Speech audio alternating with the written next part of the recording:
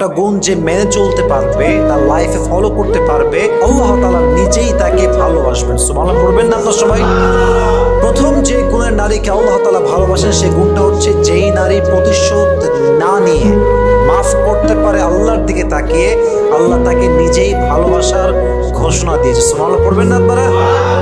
কোরআনে আল্লাহ তাআলা বলেছেন, উইদ্দাত লিল মুত্তাকিন, আমি জান্নাতকে প্রিপেয়ার করে রেখেছি তাদের জন্য যাদের হৃদয়ে আল্লাহ তাআলার ভয় আছে।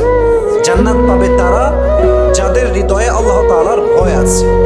তাদের গুণ কি কি আছে? আল্লাহ তাআলা একটা গুণ বলেছেন, ওয়াল আফিনা আনিন নাস, দে উইল ফরগিভ পিপল, তারা মানুষকে ক্ষমা করবে, and they will not take revenge, তারা প্রতিশোধ নেবে না। অনেকে দেখবেন যে অনেক আগে কেউ কষ্ট দিয়েছে, কোনো একটা কথা বলে, গালি দিয়ে, ধার নিয়ে বা কোনো একটা ভাবে তাকে কষ্ট দিয়েছে,